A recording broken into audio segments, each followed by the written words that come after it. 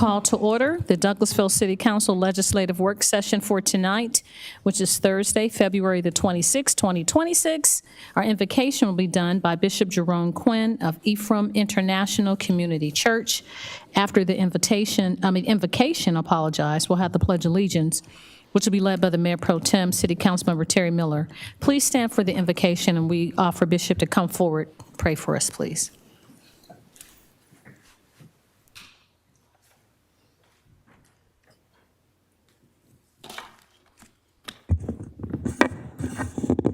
Let us all pray. Lord, we ask for your presence to settle upon this council on today. Lord, we thank you for grant the mayor and the leaders the vision to see how our lives connection can change our community. Help us to listen with patience and respect for our differences, working together to make Douglasville a better place. Amen. I pledge allegiance To the flag of the United States of America and to the republic for which we stand, one nation, under God, indivisible, with liberty and justice for all. Thank you so much, Mayor Pro Tem, for leading us in the pledge, and Bishop Quinn, we appreciate the invocation. My name is Rochelle Robinson. I'd like to welcome you to the Douglasville City Council. I'm Mayor of the City of Douglasville. This is a work session where agenda items will be presented for discussion only, and no official action will be taken on these items this evening, but official action will be taken on the items discussed tonight, next Monday at our 6 p.m. voting meeting. If the business you're here for is not listed as an agenda item, there will be ample time under the agenda item, comments from citizens and delegates for you to discuss your business. I'll go over a few protocol items I need to make you aware of, and then we'll start the meeting. I ask that you please listen closely so there will be no misunderstandings on how we will conduct business this evening. I ask that you please keep your comments and presentations on a professional level, dealing with the facts that are important for this governing body to make our decisions.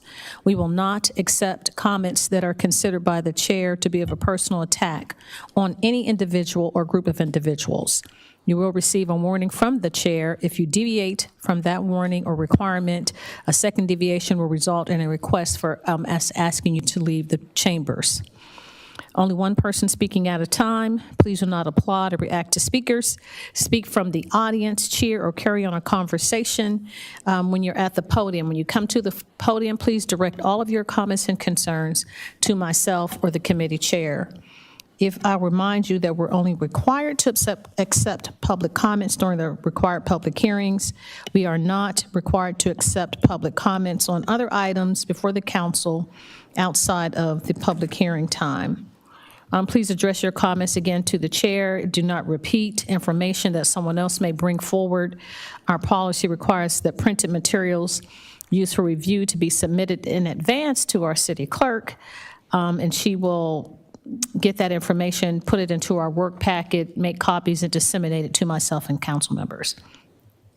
During the comments from citizens and delegates period, we will not address zoning items that were discussed during the public hearings for each zoning application.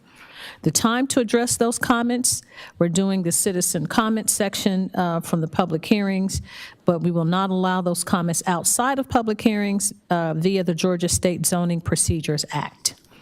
Now, I will go over how the meeting will run. It'll be each committee chairperson will bring that committee information forward, and then you can present your information at that time. If you have a cell phone or electronic device, we ask that you please put those in silent mode so they will not be disruptive. Now, this is how the agenda items will be handled. The committee chairperson will read his or her agenda item, then that person representing that agenda item or applicant will make his or her presentation. At that time, you bring that information forward. Myself and council members will possibly ask clarifying questions to help us make our decision next week. After that, the committee chairperson, if it's a public hearing, will ask for comments from the audience. You have 20 minutes for those in favor, 20 minutes for those in opposition, and each person has 5 minutes to speak. When you come to the podium, give us your name and address for the record, and our clerk or assistant city clerk in this instance, Ms. Candace James, will take your information. You hand your card or the paper. You have to fill out this paper that's outside. You put all your information on the paper, you come forward, hand the card to Ms.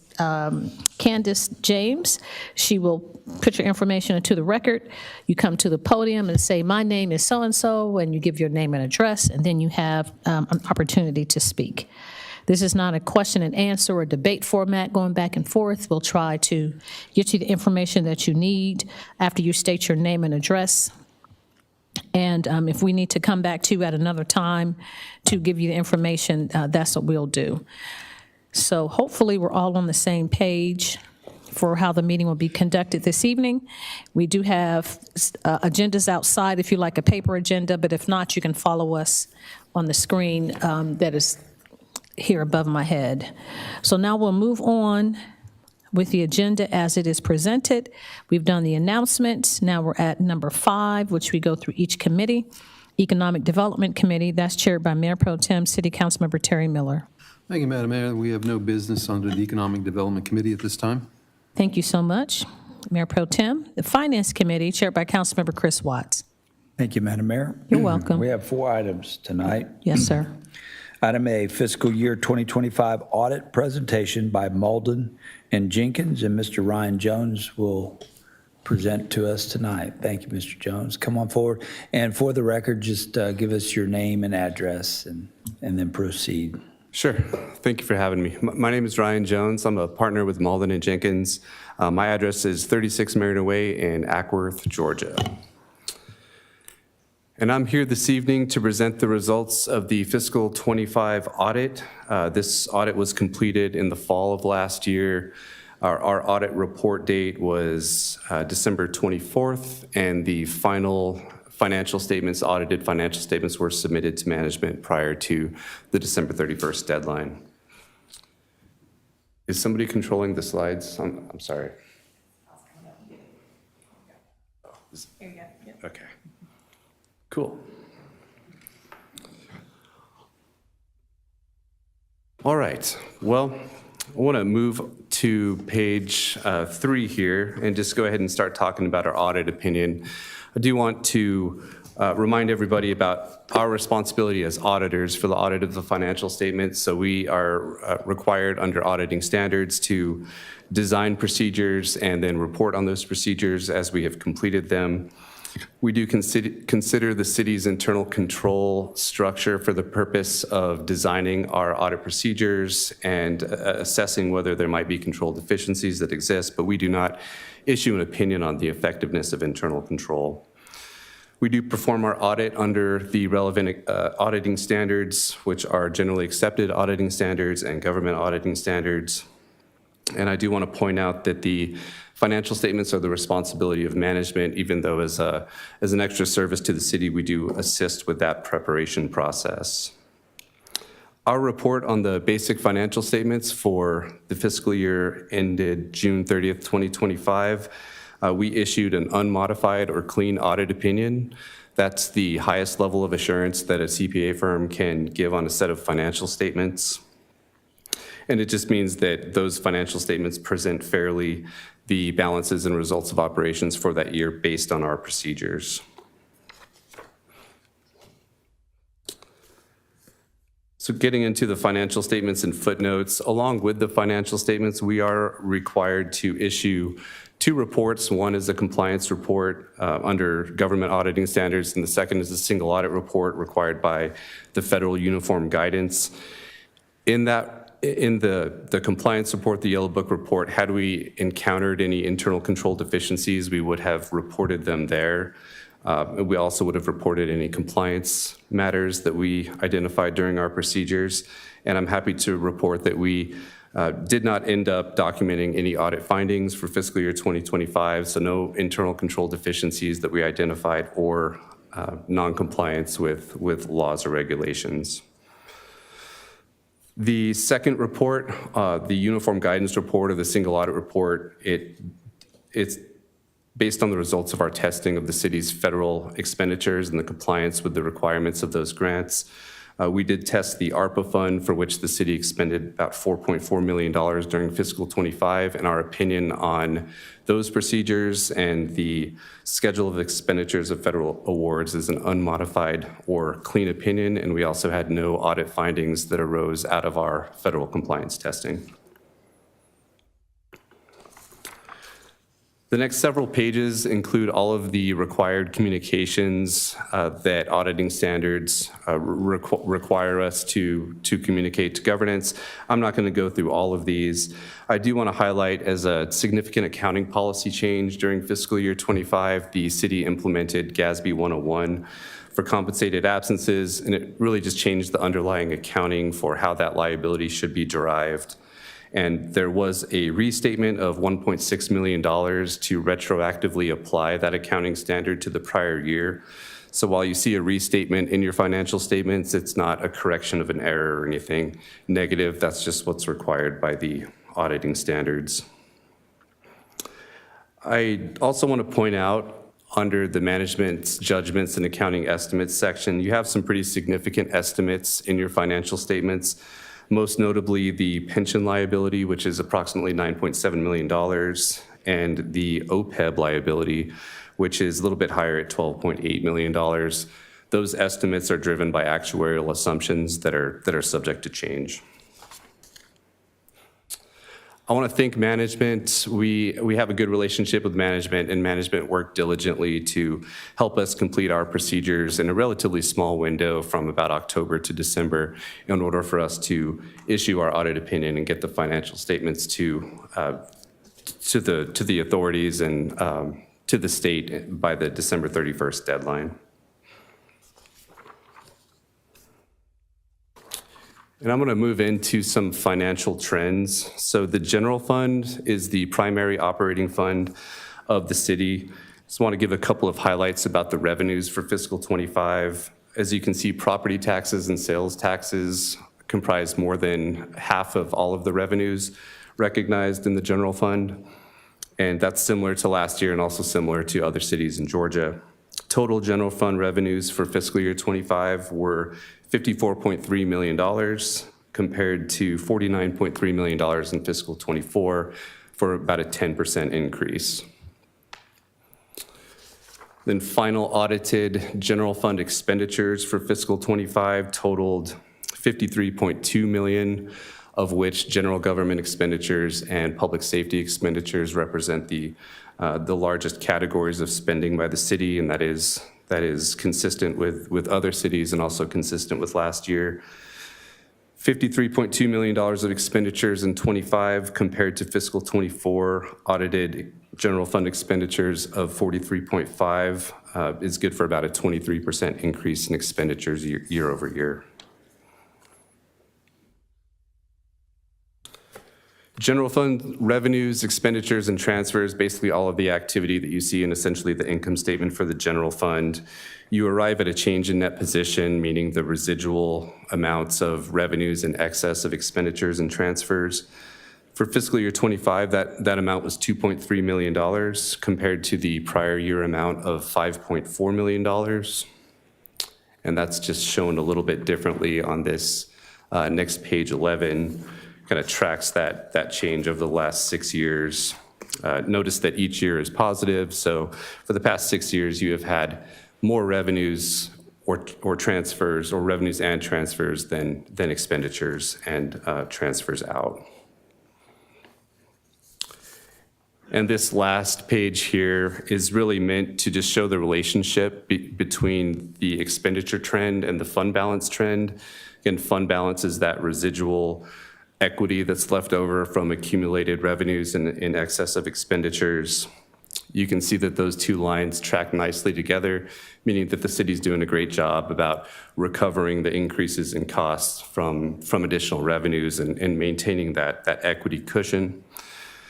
GFOA recommends that in the general fund, unassigned fund balance, 3 months is a pretty good measure of having some reserves for uncertain economic events, things like that. When you do the math for the city of Douglasville, at June 30th, 2025, there were there were over 7 months of expenditures in fund balance, meaning that the city has a solid amount of reserves there for uncertainties. And we did not have any recommendations for improvement, so this would be apart from formal audit findings. The city does a really great job at keeping up with the accounting and keeping the books clean.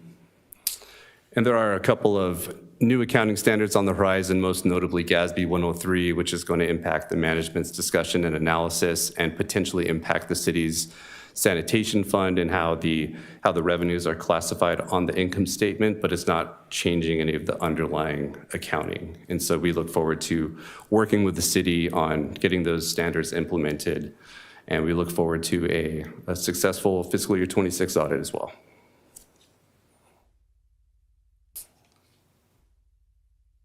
And that's really all I had to go over. There's some more information in this document about some things on the horizon that the Governmental Accounting Standards Board is considering. Nothing quite set in stone yet, but if you're interested, that information is available in this document. So I'm happy to answer any questions. Thank you, Mr. Jones, for your presentation tonight. Any questions or comments from council? No? All right, you covered it good. Appreciate it. Thank you. Thank you. Congratulations on a good audit. I would like to place this on the consent agenda if it's appropriate or no. There's nothing. There's no vote. Okay, that's right. That's right. All right, let's move on to B, adopt an ordinance to amend the City of Douglasville's fiscal year 2025-2026 general fund budget. Melissa Williams.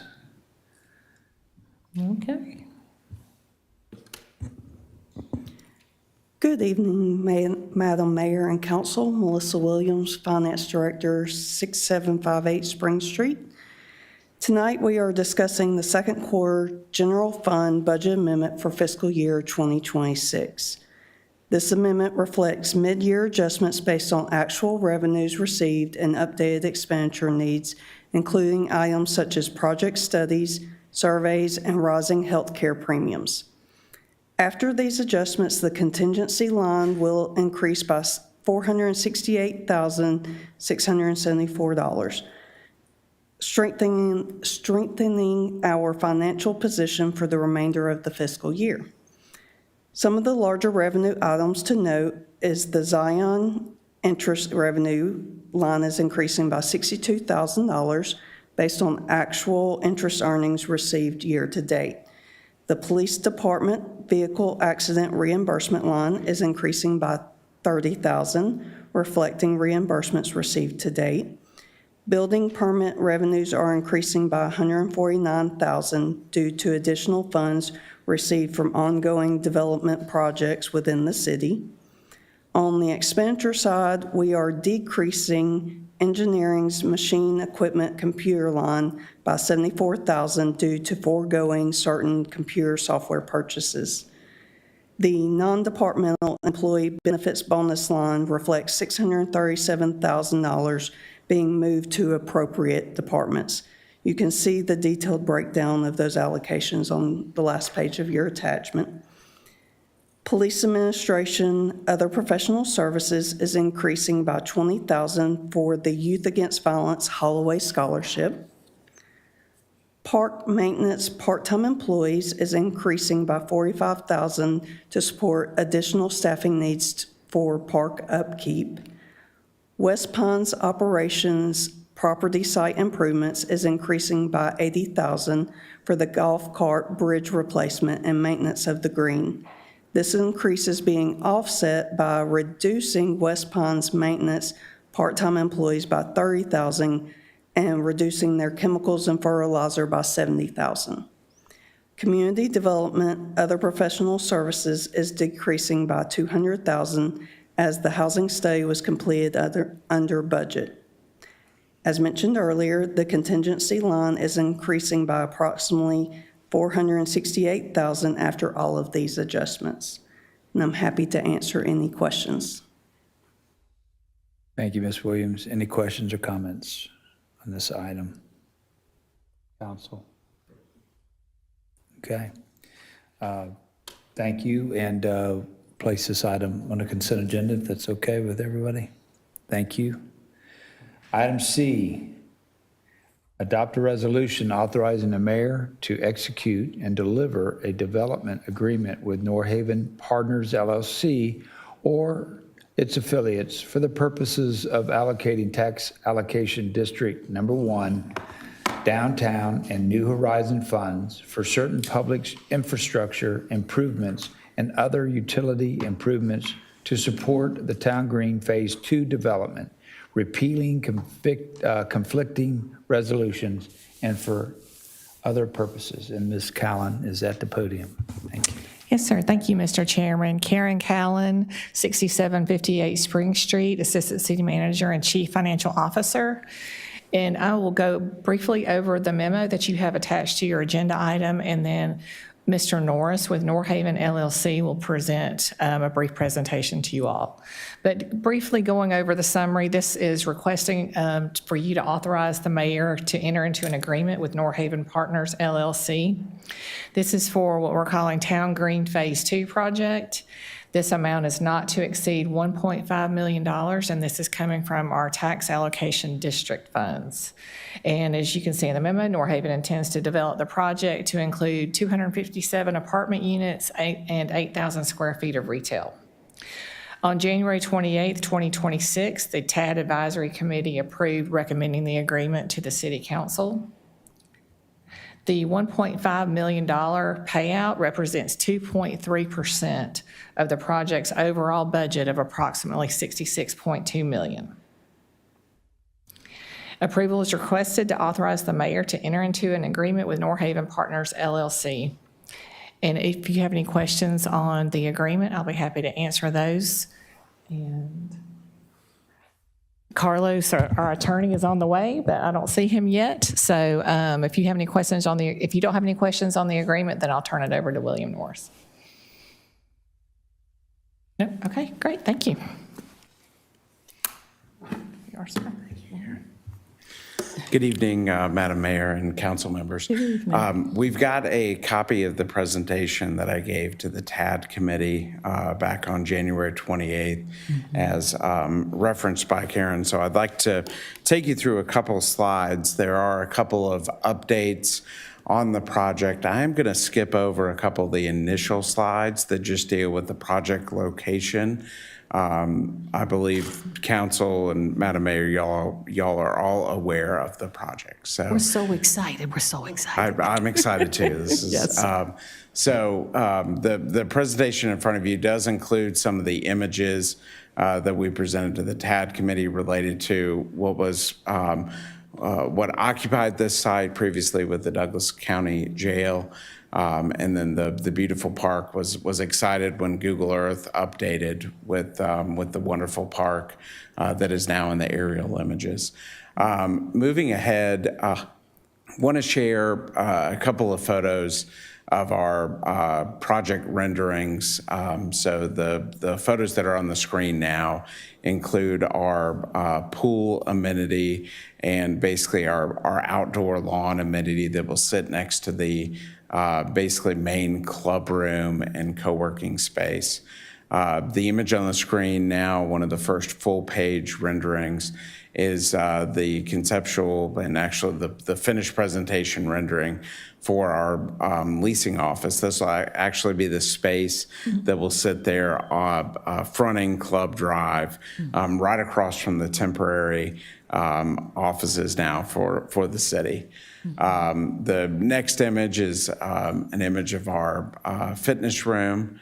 The following image, which I'll pause on briefly, this is our club room. We are building out a 2-story space for the club room. Excited for kind of the feel that this will create for our residents. The upper portion of this space is actually co-working space for use by the folks in the community. And then downstairs we'll have outdoor porch space where you can see kind of a ping pong table on the outdoor. The two-story space, basically, this is opposite from where the staircase image is of the larger club room. And then finally, the last image is our Sky Lounge space and the indoor portion of the Sky Lounge space. The next images include a floor plan of the retail. So the retail will actually sit up towards Church Street. And we've got basically 7 spaces outlined in the plan. Now, the spaces on the right side of the plan, where you see the 4 kind of rectangular shaped boxes, we're building in flexibility where if we get a tenant that would like to have twice the amount of the space, or all 3 or all 4, we can accommodate that. What I'm excited about are the 2 jewel box elements here, approximately 450 square feet each. Those are really meant to be for like a coffee or an ice cream type of vendor, and we were very intentional with that. One of the things that's happened as tenant build out and development has gotten more expensive, a lot of vendors are priced out of spaces, and so these 2 spaces will allow for a much more affordable arrangement for the businesses to operate. So we're excited about the spaces that we're creating. And then the space on the far left is really meant to be the primary F&B space, which would accommodate basically a lunch, dinner type of restaurant. Any questions so far on the program? Yes, sir. Is it open to the residents or just entire public for the retail open Entire space? public. Okay, Oh, perfect. yeah, entire public. And in fact, I mean, that's really, on the next image, you'll see our conceptual 3D rendering. And Madam Mayor, we were trying to create a space that's going to create a memorable kind of iconic form for the city. And what was important when we were doing the layouts was basically to create lots of shade. So during July, August, September, when it's 90 degrees still at 8 o'clock, you have some space to be in outdoors. So. Oh, great. Thank you. Within the presentation is the project schedule. Really, the piece that I want to walk you through briefly is the TAD scope schedule. So everything that we've included, I'm going to walk you through the itemized request for the $1.5 million that Karen mentioned when she made her introduction, is really to it will apply to site work and utility-related costs, what I commonly refer to as civil construction costs. So the first thing that you will see when we begin construction is we've got to do a storm and a sanitary sewer relocation. I've got a graphic in this presentation that I'll walk you through on what that component is, but that's basically step 1 in order to set up our ability to then put in all of our sanitary sewer, our site mass grading, sanitary sewer install, water install, and then ultimately the underground detention, and then wrap up our general site work so you'll start to see some buildings coming up. The project budget, I'm going to skip over for the benefit of walking you through the costs associated with the $1.5 million request. So again, the costs included are the stormwater relocation, the sanitary line relocation, the sanitary sewer install, water install, and underground detention. What's included in here is a quote from East Coast Grading, which is the site work subcontractor that our general contractor, McShane Construction, has identified to basically do all of the TAD scope work. backing up one slide, the relocation, basically there's an existing sanitary sewer line and an existing storm water line that runs underneath our Building 1000. And so on your presentation packet, I'm assuming y'all have, this is the Yes, sir. diagram that I've got up. And so that cost that's included is basically we've got to install a new storm line and a new sanitary sewer line to basically reroute what is already in place. Any questions on the TAD request and what we've presented today? Okay. Any questions, council? Lantor. Did a So- great job. So there wasn't somebody else coming to add on? I think Carlos may. Yep, here's Carlos. Come on down, you came a long way, so you might as well. Thank you. Give us your name and address for the record, if you don't mind. Carlos Encinas, I'm with Encinas Law LLC. Good to see everyone, Mayor, council see you. members, good to see you all. So I'm just here to provide a very high-level overview of the development agreement that you are being asked to vote on today. First and foremost, the city is indemnified by the developer to the fullest extent of the law under this agreement. If there's any material modification from the plans as presented to the city of over 15% of the project cost, and it represents more than 15% of the project cost, then they must return to the city for approval of that of what we would consider a material modification. If there's more than 1 year of cumulative delays in building the project, the city has the right to terminate the agreement. And the agreement itself is being recorded in the land records. So these covenants that the developer has made with regard to the project and repayment of the project are covenants that run with the land, and the whole world, including all lenders, get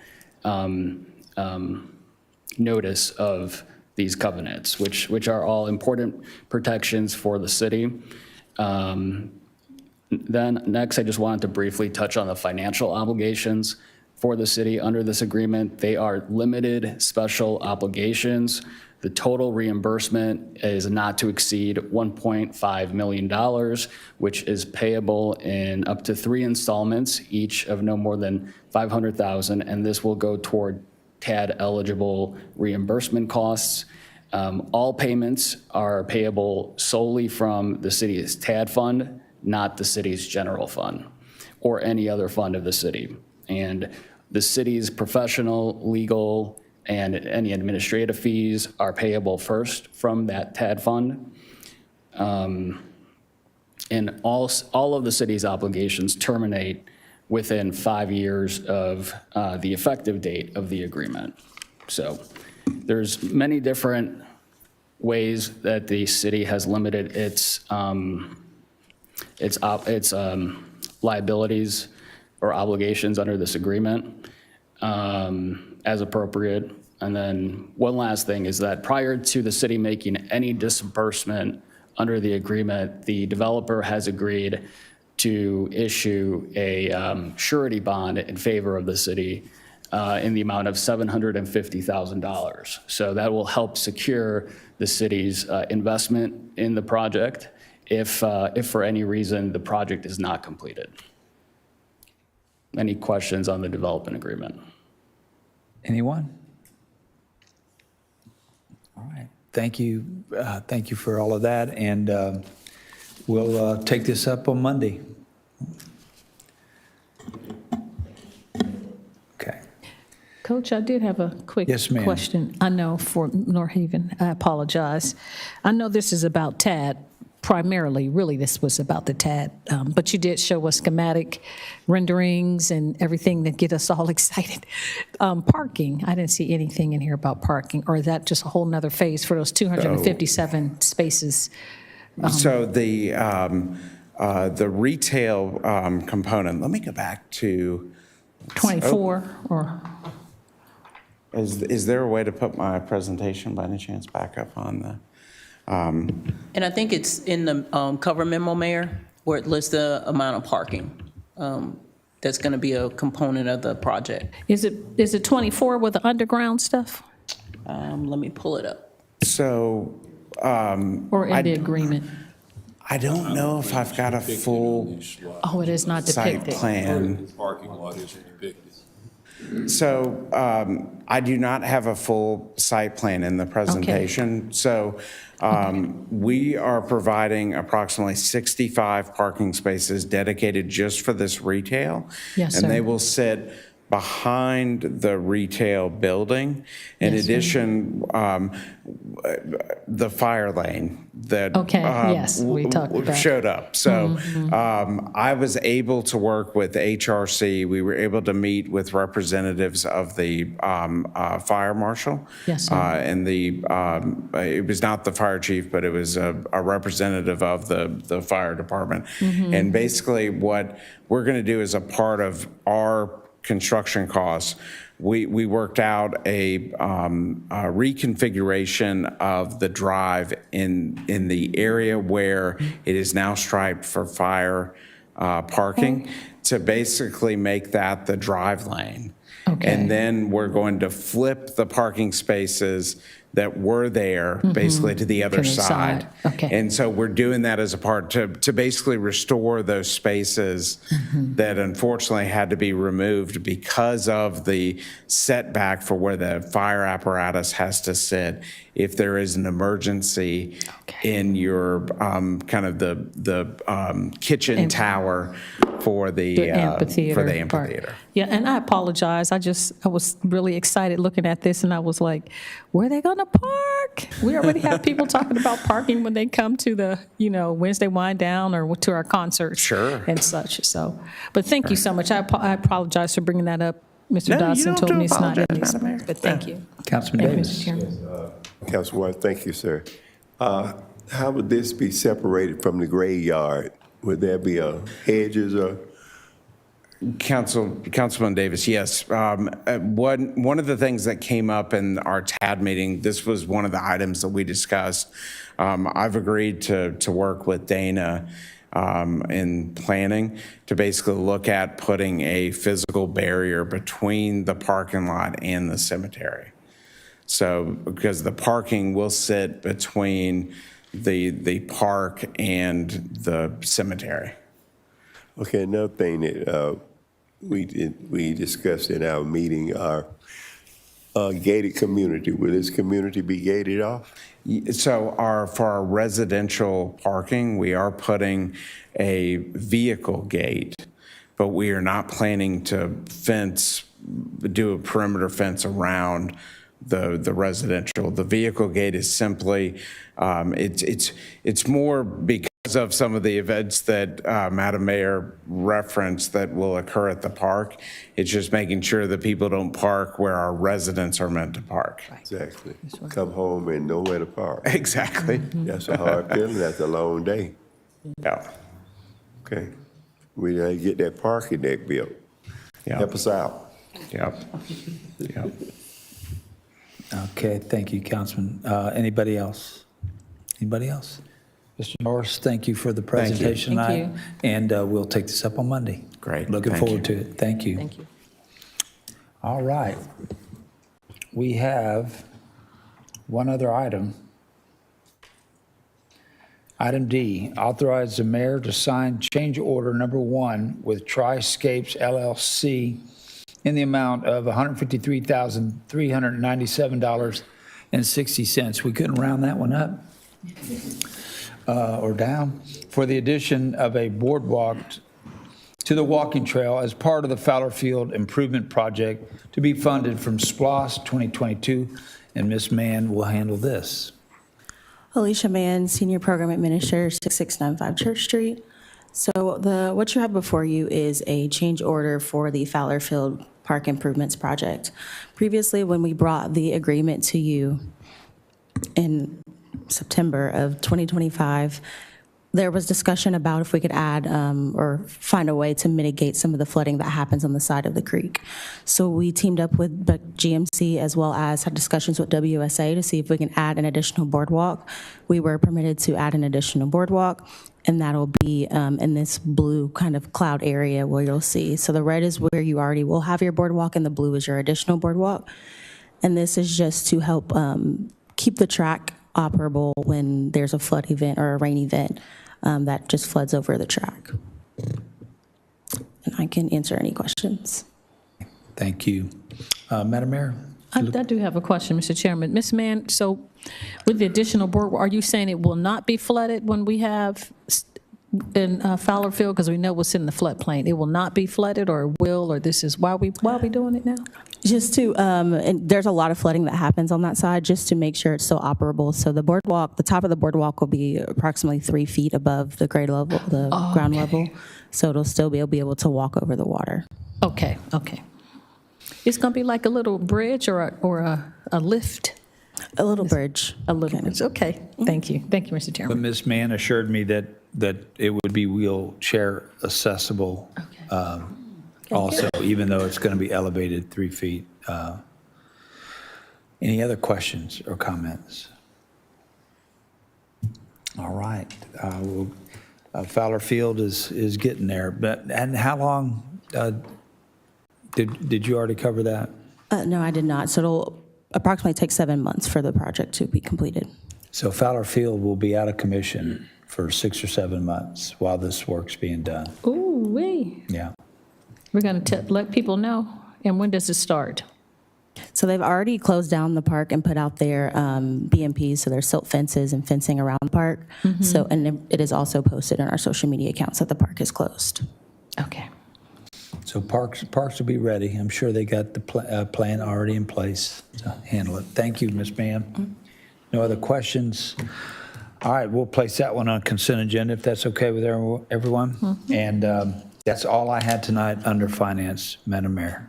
Thank you so much, Mr. Chairman, and thank you to staff, and we appreciate the attorneys and North Haven Development coming before us as well in that committee. We'll move on then to housing, item 7, Housing and Community Affairs Committee. That's chaired by Councilmember Elena Hudson. Thank you, Madam Mayor. We have no business under the Housing and Community Affairs Committee this evening. Thank you, ma'am. Legislative and Intergovernmental Committee, chaired by Councilmember Mayor Pro Tem Terry Miller. Thank you, Madam Mayor. We have no business under the Legislative and Intergovernmental Committee at this time. Thank you, sir. Item 9, Personnel and Organization Committee, chaired by Councilmember Howard Estes. Thank you, Madam Mayor. We have one item tonight. Yes, sir. Item number 26-067, adopt an ordinance to create a new Section 2-54 of the Code of Ordinances for the City of Douglasville to provide for the hire and separation dates for elected officials. And we will have Ms. Frazier and/or Ms. Jordan go through this with us. Okay. And I'll just make one quick comment and turn it over to Ms. Jordan. The purpose of this ordinance change is to allow for consistent dates of hire for retirement purposes for elected officials. This hasn't been consistent throughout the years. Propose that we make that date consistent for everyone through this ordinance. Good evening, Madam Mayor, members of council, Mr. Chairman. Miranda Jordan, staff attorney, 6758 Spring Street. I actually have nothing to add to what Ms. Frazier said, but I'm happy to answer any questions. Okay, so this really is just tightening up our ordinance to make it. Correct. In the past, sometimes a hire date has been the first of the year. Sometimes it's been when an elected official is sworn in. We're making it when an elected official is sworn in. Okay. Any questions or comments from council or Madam Mayor? No, sir. Okay, seeing none. I would like to request that this be put on the consent agenda for Monday. Looks like it does. Okay, and then, Madam Mayor, that is all we have for the Personnel and Organization Committee this evening. Thank you so much. Thank you, Mr. Chairman, and thank you to our city manager and staff attorney. We'll move on then to item 10, Planning and Development Committee, chaired by Councilmember Nicole Miller. Thank you, Madam Mayor. You're welcome. We have no business this evening for Planning and Development. I can't believe it. Okay. We'll move on then to the next item. I know what happened. No. Public Improvement and Beautification Committee, chaired by Councilmember Nicole Miller. Yes, ma'am, we do have one item this evening. That is to appoint Ms. Raquel Walker to the Keep Douglasville Beautiful Board, Post 7, to serve a 3-year term expiring December 31st of 2028. Ms. Jackson, can you go over this with us, please? Yes, ma'am. Thank you. Good evening, Mayor and Council. Chelsea Jackson, 6758 Spring Street. As Councilwoman Miller said, this is to appoint Ms. Raquel Walker to the KDB Board for Post 7 for a 3-year term expiring December 31st, 2028.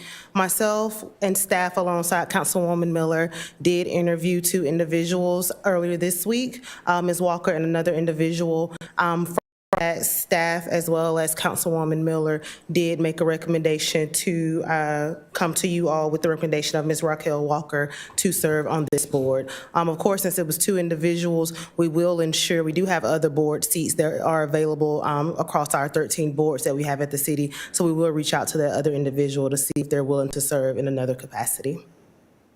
Thank you, Ms. Jackson. Yes, as she said, we did interview Ms. Walker earlier this week. She is excited to serve on this board, and we all agree that she would make a wonderful asset to the board.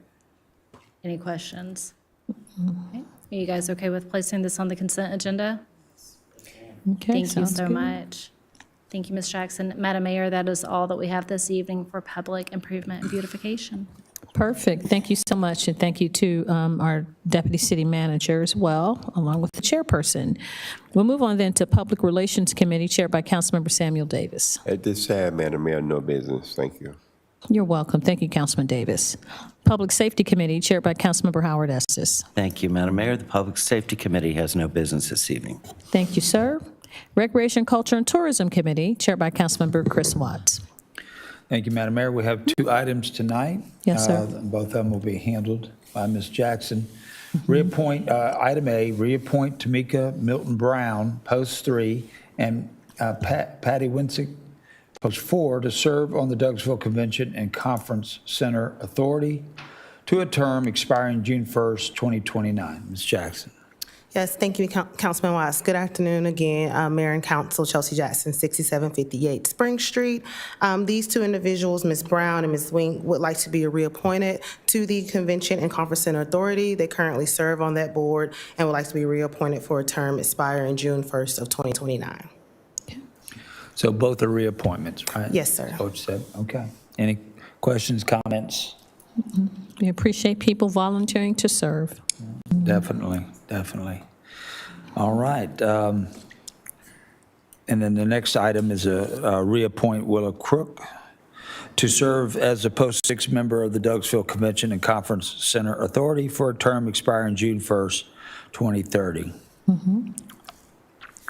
So, yes, sir. Thank you, Councilman Watts. So much like the previous item, Ms. Crook is actually the chair of the authority, and her term is to serve until June 1st, 2030, and she will be a reappointment as well. Okay. Thank you, Ms. Jackson. Any comments or questions? All right. Well, with that being said, I'd like to place both of these items on the consent agenda for Monday. Thank you, Ms. Jackson. Thank you. Appreciate it. Madam Mayor, that's all I had tonight under Recreation, Culture, and Tourism. Thank you so much. Appreciate you, Councilmember Watts, and our Deputy City Manager. We'll move on then to the next committee. I'll ask the Vice Chairman, Councilman Estes, to take the Technology Committee. Thank you, Madam Mayor. We have no business for the Technology Committee this evening. Thank you, Mr. Vice Chairman. Last committee, Transportation Committee, chaired by Councilmember Elena Hudson. Thank you, Madam Mayor. We have 2 items under the Transportation Committee. Item A, 26014, is adopt an ordinance establishing the Personal Transportation Vehicle Ordinance, and Ms. Alicia Mann is going to walk us through this. Alicia Mann, Senior Program Administrator, 6695 Church Street. So what you have before you is the ordinance for the Personal Transportation Vehicle Ordinance. Just to go over the rules, there's no standing or hanging on the PTVs, no standing on the driver's lap or sitting on the driver's lap or passenger's lap, so everyone has to have their own seat. Seat belts are required. They must also obey all traffic laws they apply if you're driving a PTV. They are not allowed on sidewalks or front yards. They're only operable on city streets that are regulated by the city that are 25 miles per hour, and they've also been verified by a traffic engineer. Some of the required equipment are your braking system, the reverse warning device, a main power switch, headlamps, reflectors, tail lamps, horn, a rear view mirror, restraints, seat belts, and handholds, windshields, and turn signals. Registration will be through our permitting software, BSNA. It is a $15 registration fee, and the decal must be visible on your left rear side of your PTV. The PowerPoint says it's valid for 3 years, but your ordinance definitely says it's valid for 5 years, 5 calendar years.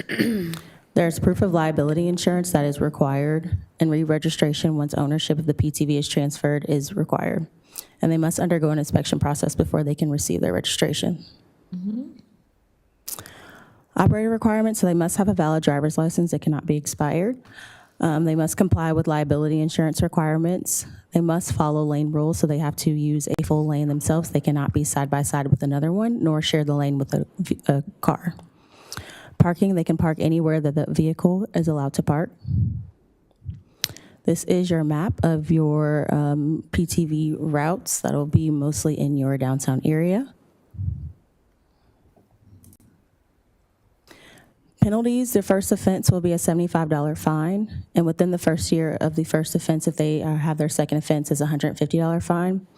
From that, a year from that, if they do commit again and they get a third offense, it's $250 fine, and they will have their registration revoked by the Community Development Department. Registration may be revoked with no valid license or non-compliance. And I can answer any questions. Thank you, Madam Mayor. Oh my gosh, thank you, Ms. Mann, for your presentation. I can tell it's been a long day. Council, do you have any questions, Madam Mayor? No. Yes, Councilman Estes. It's not a question. It just strikes me that this particular situation could be a great case study in how something goes from conception to ordinance passage. I mean, this has been, engaging multiple departments in the city, the PD. We've gone back and forth. You all have researched with other cities. I mean, this covers everything that we do in this one ordinance. So thank you. It's taken a long time, but it's very well done and appreciated. Thank you. Absolutely. I couldn't agree more. The conversation that we were having earlier was just that, about how many departments it's touched and the group effort that it's taken to get this project into fruition, as well as like all the different levels of collaboration and discussing and reviewing other communities. So I couldn't be more excited for and then proud of the staff for, bringing this to life. So thank you for that. Any other questions this evening? Not a question, Madam Chairman, Yes, but ma'am. just a comment that was made during committees that once this beta test study is done, then we can look in other wards like Ward 5 or Ward 3 to see how we can have connectivity, because we want to expand the opportunity for our citizens, whether it's walking, bike, pedestrian, cars, and now personal vehicles like golf carts. So thank you. Absolutely, Madam Mayor. Thank you for touching on that as well. All right, well, if it's okay with you all, I'd like to place this on the consent agenda for Monday. Okay, thank you. One more item, item B 26015, adopt a resolution establishing approved personal transportation vehicle streets. Ms. Mann? Alicia Mann, Senior Program Administrator, 6695 Church Street. This resolution is just a list of your approved streets for PTV use. It'll be your downtown network, such as Club Drive, Selman, Church, the whole connectivity. If you do later down the road want to add more streets, that'll also be a separate resolution. Thank you. And I know just through this process, just to give the public a little backstory, we've have to go through the state to get these streets approved, and these streets have to be the 25 mile and under speed limit. That's correct? Yes, if it is not 25 miles per hour, we have to go through the state to get it approved to be lowered to 25 miles per hour. To be lowered. So all those conditions are consistent across the board. I know we had some dialogue and discussion along the way, ended up making sure that everyone was safely included in this map as we see fit with respect to public safety. So I think that staff, again, did an excellent job identifying these locations on the map. So Council, Madam Mayor, do you have any questions about this item? Yes, ma'am. Yes, Madam Chair. Not a question, but again, a comment. Thanking staff, as you have said, to echo the thanks in as well to make certain for Public Works and the PD about signage so that folks will see, you know, there's a golf cart. This is a community for PTVs to drive in, to share the space, not just cars and pedestrians and bikes. But so I did want to, when we were talking about bike and pedestrian, is this inclusive of our bike and pedestrian study that's been done as well? Is this all going to marry together like a big puzzle? So PTV specifically was not in your bike and pedestrian plan, but as far as like the sidewalks and connectivity, that is in your bike and pedestrian plan. We are updating our comprehensive transportation plan that will address golf carts as well as connectivity in other wards as well.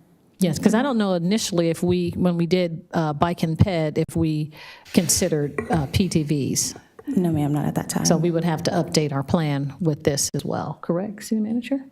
I think what Ms. Mann is mentioning, because PTVs are specifically allowed on your streets, it'll go in the comprehensive transportation plan versus bike and ped. Bike and pedestrian. Yes, So ma'am. it's not concluded, it's not considered the same thing because PTVs are actually on the road and bike and pedestrians are an accessory. Okay. Yes, ma'am. Thank you. Thank you. I appreciate that. Great That's all I question. had, Madam Chairman. Any other comments from council? I know we've had a lot of these conversations. I'm really excited that we can finally put a bow on this. All right, if it's all right with you all, I'd like to place this on the consent agenda for Monday. Okay, looks good to me.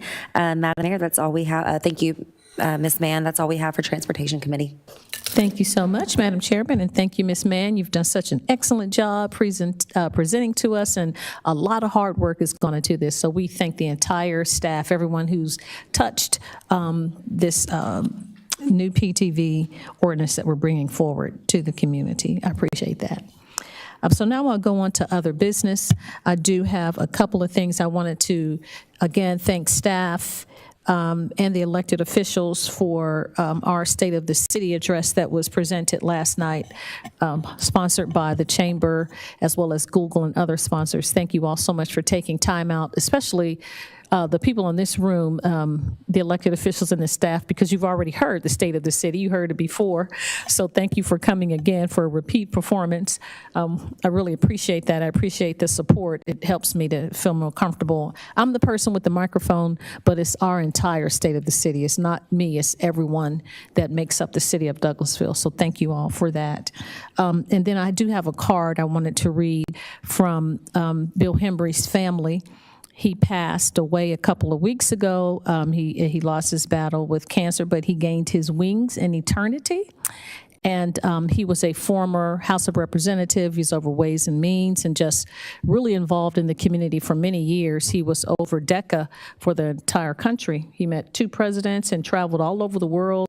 So Mr. Hembry's family grew up in this community. It says, Dear Mayor Robinson and members of the Douglasville City Council, thank you so much for the letter of recognition on the passing and for my late husband, Bill Hembry. Our family is honored that you all recognized his service to this wonderful community he so proudly loved. We also appreciate the beautiful flowers that the city of Douglasville sent. Thank you for those who attended the service and the visitations. Sincerely, Beth Hembry and Sons. So if you all want to look at the card, it's from Bill Hembry. So that's all I had. Do we have any other business to come before council tonight from the elected officials? Yes, ma'am. Yes, Madam Mayor, I just wanted to extend again how proud I am of you and staff. You did phenomenal last night. And I mean, I was just like so giddy just watching you, and always have been. But I think y'all just did incredible. So thank you for showcasing our city well. Thank you. Thank you, Councilman Hess. Yes, sir, Councilman Watts. And I'll pile in on the compliments here. The staff here at the conference center really put your best foot forward. We looked great last night. Everyone was excited about the refresh and the food. Yeah, and the food, everything was great. So. Yes, sir, Councilman Watts. Anything on the right? Well, thank you all so much. I really appreciate that, and I know staff appreciates it as well. So now we'll move on from other business. That's item number 17 to item 18, updates from our city staff. Our city attorney, Mr. Joel Dotson. No business, Madam Mayor. Thank you, sir. Staff attorney, Ms. Miranda Jordan. No business, Madam Mayor. Thank you. You're welcome. Our police department, our deputy chief, Mr. J.R. Davison. No business, Madam Mayor. Thank you, Deputy Chief. Our city manager, Ms. Marcia Frazier. The only thing I have is I received a phone call from Councilmember Caldwell while he's at newly elected. He had inquired about the presentation that we received from Retail Strategies and an interest in moving forward with that. We did receive a proposal back from them. It's within the city manager's signing authority of $50,000 annually. If you all are interested, we can get that process started. We do have funds in studies in community development and engineers budget that we can move forward. I don't know that you all want another education presentation from the group. I think you would rather than work forward and then come back with information. I just wanted to verify if you're interested, we can start that process sooner rather than later. He said he was interested, so just let me know. Yes, ma'am. And so for the council to refresh our memories, I know we had a lot of information download during our strategic work session, but this is the last presentation that we received about retail and just doing like a strategic plan and looking at all the retail in our community and bringing that information forward, knowing that, which I didn't know, that we still don't, everything is not coming on a truck, to be delivered every day, but we still have retail that is a viable option in the community. So, City Manager, do you want us to just contact you directly, or you just want to have a consensus? If you all are comfortable now, and head nods are okay. I just didn't want to move forward with him. And then, so what would follow up with, once the agreement is verified by legal and is executed by the City Manager's office, will take a couple months for them to do their data collection and come in with specific things related to what you all are interested in. So I would say late spring, early summer, when we come back with some information. And our plan would be through the balance of their agreement to have at least meetings with you all twice a year, so that those concerns and different things that you all are interested in, we're making certain that we're holding them to what it is that you're interested in. Okay. Yes, it does. Thank you, City Manager. We'll move on then, if we don't have anything else on from item 18. Is 19, comments from citizens and delegates. If you sustain the meeting and you'd like to speak to us, please come forward and give us your name and address for the record, and you have 5 minutes to talk to us about any business germane to the city of Douglasville. Thank you. I don't see any. If we don't have any other business, then this meeting is adjourned.